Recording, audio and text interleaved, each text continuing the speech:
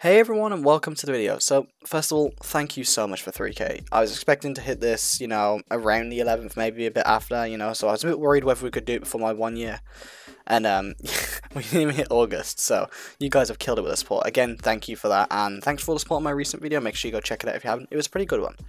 So today we're going to be discussing 5 things I would change about Saints Row the Third. Saints Row the Third is my personal favourite, mainly for memory and nostalgia reasons. It's the game that got me into Saints Row, and I have a lot of love for it, and I owe it pretty much all of my Saints Row legacy, to be honest. Now, I would say easily that Saints Row 2 is a better game. There's no real debate. The map is better, the story is better, there's more activities, it's more fun. It's an infinitely better game in nearly every single way. So, Saints Row 3 left a lot to be desired. So today, we're going to be talking about 5 things that I would do to change and improve Saints Row the Third. Let's go. So, first of all, Easter eggs. Easter eggs felt super watered down in Saints Row 3. Saints Row the Second, or Saints Row 2, as it's commonly referred to as, had some of the coolest Easter eggs I've seen in gaming. It had the Cabot thing, it had all the underground cave systems, and I'm sure there's plenty more that my mind just can't think of, but there's a lot out there in that game for you to discover and explore. Stillwater was a very Easter egg filled map, and there were tons of little secrets that you wanted to explore, like the ones at the graveyard, for example. Saints Row the Third had one that I can think of, actually 2. It had the penguin on the boat that you could shoot and make blood come out of it, which I think was a Madagascar reference. And then there's the Cabot, which is just a watered down version of the second Easter egg. Those are the only 2 that really come to mind, and I can't help but feel it's a little bit disappointing, to be honest. So, Easter eggs to me, they're not necessary in games, they're not mandatory, but I would personally love to see them expanded upon in the third. They had plenty of room to add tons of references. There wasn't even much reference to, earlier games in the series, or any Red Faction, for example. I can't think of any references to that. And I don't know, it just seemed a little bit watered down from what I came to expect from, going from Saints Row 2 to 3. So for me, I would have more Easter eggs. Next up, it's the story. Now, I know that this is a hot topic, but I'm not actually here to complain about the tone or the direction it went in, because whether you love it or hate it, I personally didn't mind it. I preferred 2s, yes, but, it's not something that I think is a big enough concern for me personally that I would need it to be improved.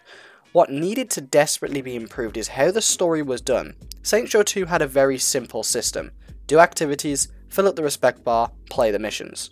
The missions were fun and not activities because you've done that in order to play them in the first place. And besides Stronghold just being a big filler content pool of stuff I don't want to do, every mission I enjoyed doing in Saints Row 2.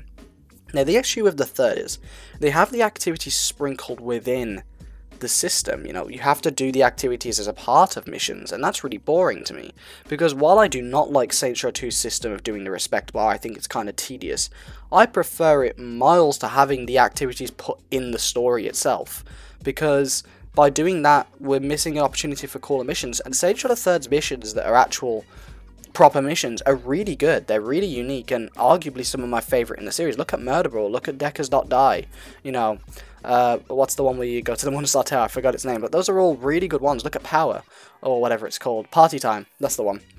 All really good missions from Saints Row 3, but you have to do Guardian Angel, fucking Escort, Tiger Escort, or whatever the fuck it's called. No one wants to do that, especially as a part of the story. When you want to play a mission, you want to play a mission, and I hope that, later games in the series will never have this issue again. I'm hoping the reboot doesn't, but it's something I would definitely change about Saints Row 3, as to me it was the biggest gripe with that game. Next up, we are going to talk about something that's obvious. The map. The map was so bland. This is my biggest concern about, everything about modern Saints Row, aka 3 and 4.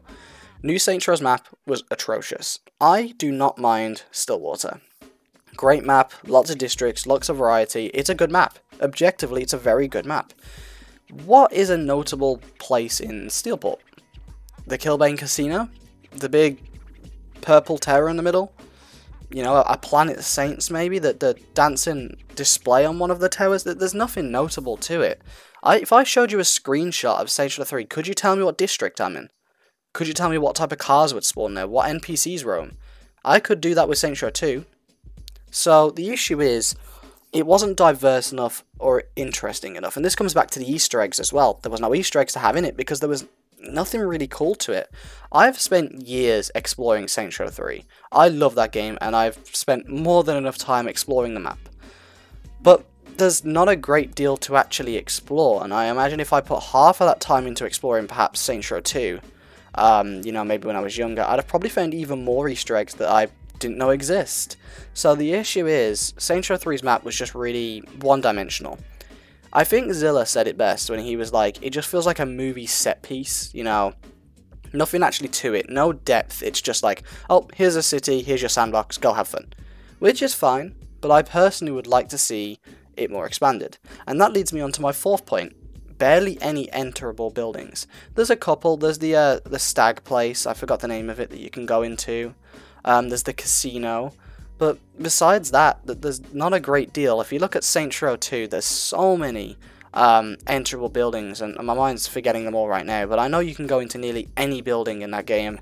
Well, not any building, but you can go into a good amount of them, and I feel like it's something we lost in New Saints Row, and I'm hoping that the reboot has enterable buildings too, because I can't help but feel Saints Row 3 and 4 really lacked in this department, but especially 3, because 4 kind of made sense. You're in a simulation, you can just go about having fun, but with 3, with it having a slower start of gameplay, no superpowers, people are going to take note of that. People are going to explore that.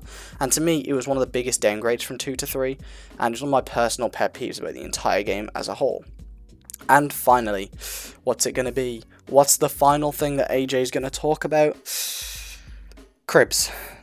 Such a downgrade. It's unreal. Now, I personally am not the biggest, you know, fan of cribs in general. I like them. I much prefer Saints Row 2's system to any other system, and it was an infinitely better system. But it's not something I sat there and thought, man, this game is lackluster at first. But when it comes to replayability and things you can just slightly alter to tailor the game to you specifically and make your playthrough unique, it kind of sucks knowing that every crib is just the same crib. You know, you can go to any building on the map and it's going to have the insane interior, and it's something I hate. This, actually, relating to the reboot here, gives me a bit of hope for the reboot, with Criminal Ventures allowing you to shape the map how you want. I'm hoping it also helps in this regard alongside, you know, having the HQ that we can customize. But the fact that 3 had no customizable cribs whatsoever, or it did, it just exterior customization, it was really disappointing to me. And on top of that, there was a lack of variety in them as it is, as well as just a lack of number. You couldn't go around really buying cribs, to my knowledge. You couldn't go like, oh, I'm going to buy this crib and live here. You could buy like a boat storehouse, I guess. I think that was one. But besides that, I can't think of any. And to me, it was just easily one of the biggest downgrades with Saints Row 3, and I'm sure that pretty much everyone will agree. Thank you all for watching. I really hope you enjoyed. If you did, please like and subscribe. I love you so much. The support has been absolutely insane. You know, the reboot's on its way. Saints Row hype is at a high. And I personally cannot wait for this game to come out. So if you're looking for some new Saints Row content to hold you over till then, make sure you subscribe, like, and comment and all that boring stuff. And I will catch you in the next one, guys. Goodbye. Thanks to 3K people. I seriously appreciate it.